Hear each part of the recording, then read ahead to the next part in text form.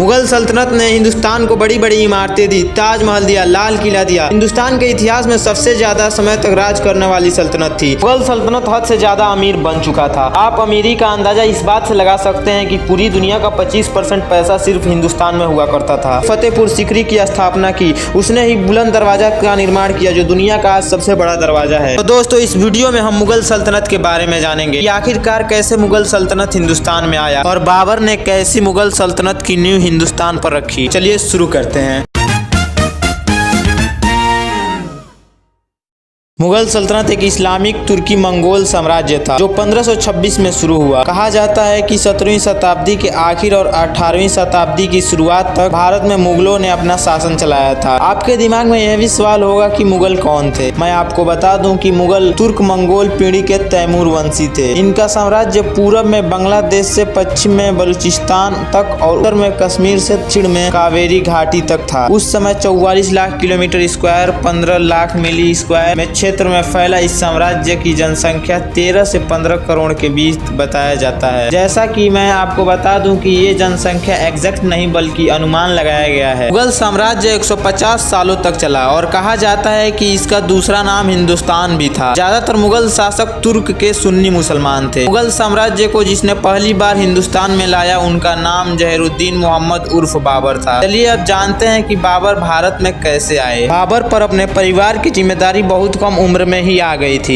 अपने पैदाइशी जगह फरगान को वे जीत गए थे, लेकिन ज्यादा दिन तक वहां राज नहीं कर पाए। वे इसे कुछ ही दिनों में हार गए, जिसके बाद उसे बहुत कठिन समय देखना पड़ा और उन्होंने बहुत मुश्किल से जीवन जीना पड़ा। लेकिन इस मुश्किल समय में भी उनके कुछ वफादार ने उनका साथ नहीं छोड़ा। कुछ सालों बाद जब उसके दुश्मन एक दूसरे से दुश्मनी निभा रहे थे, तब इस बात का फायदा बाबर ने उठाया और 1502 में अफगानिस्तान के काबुल को जीत लिया। इसके साथ ही उन्होंने अपना पैदाइशी जगह फरगान एवं समरकंद को भी जीत लिया। बाबर की 11 बेगम थी, जिससे उसको 20 बच्चे हुए थे। बाबर का पहला बेटा हुमायूं था, जिसे उसने अपना उत्तराधिकारी बनाया था। एशिया के बीच देशों में जब बाबर अपना साम्राज्य नहीं फैला पाया, तब उसकी नजर भारत पर हुई। उस समय भारत की राजनीतिक स्थिति बाबर को अपना साम्राज्य फैलाने के लिए ठीक लग रही थी। उस समय दिल्ली के सुल्तान बहुत सी लड़ाइयां हार रहे थे। भारत के उत्तरी क्षेत्र में कुछ प्रदेश अफगान और राजपूत के अंदर थे, लेकिन इन्हीं के आसपास के क्षेत्र आजाद थे जो अफगानी और राजपूतों के क्षेत्र में नहीं आते थे। इब्राहिम लोदी जो दिल्ली का सुल्तान था,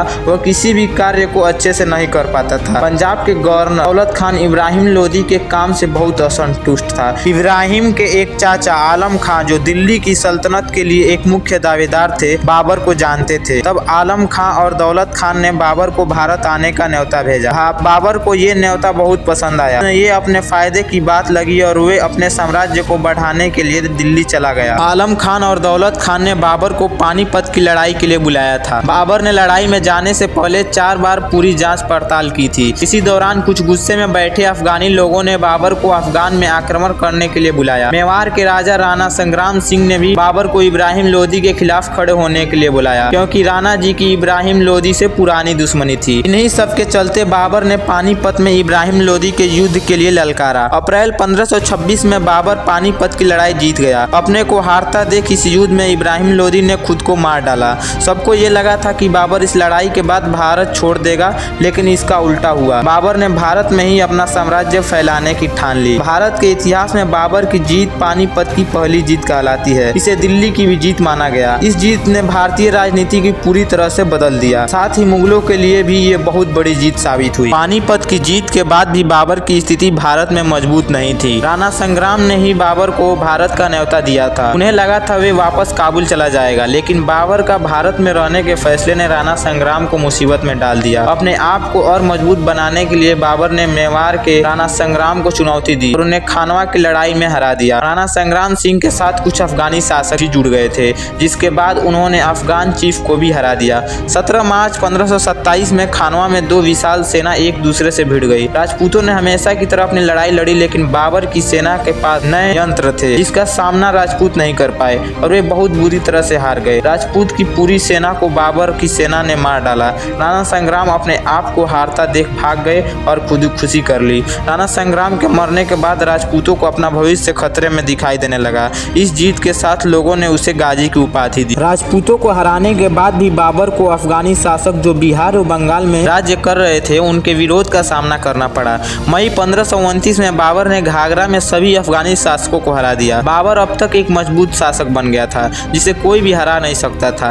इसके पास एक विशाल सेना तैयार हो गई थी। कोई भी राजा बाबर को चुनौती देने से डरता था। ऐसे में बाबर ने भारत में तेजी से शासन फैलाया। वे देश के कई कोने में गया और वहां उसने बहुत लूट मचाई। बाबर बहुत धार्मिक प्रवर्तिक नहीं था।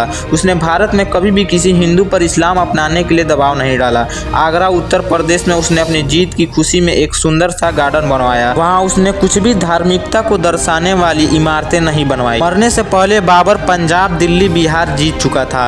मरने से पहले उसने खुद की किताब भी लिखी थी जिसमें उसके बारे में हर छोटी बड़ी बात थी। बाबर का बेटा हुमायूं था। कहते हैं कि जब वे 22 वर्ष का था तब एक भयानक बीमारी ने उसे घेर लिया था। बड़े से बड़े वैद्य हकीम उसकी बीमारी को ठीक नहीं कर पा रहे थे। सबका कहना था अब ऊपर वाला ही कुछ कर सकता है। बाबर हुमायूं को बहुत चाहते थे। वे अपने उत्तराधिकारी को ऐसे मरते नहीं देख पा रहे थे। तब उन्होंने एक दिन हुमायूं के पास जाकर ऊपर वाले से प्रार्थना की कि वे चाहे तो उसकी जान ले लेकिन हुमायूं को ठीक कर दे। उसी दिन से हुमायूं की हालत सुधरने लगी। जैसे जैसे हुमायूं ठीक होता गया बाबर बीमार होता गया। सबने इसे ऊपर वाले का चमत्कार ही समझा। 1530 में हुमायूं जब पूरी तरह से ठीक हुआ बाबर की मौत हो गई। बाबर का अफगानिस्तान ले जाकर अंतिम संस्कार हुआ। हुमायूं उसके बाद मुगल शासक बने और दिल्ली की गद्दी पर राज किया।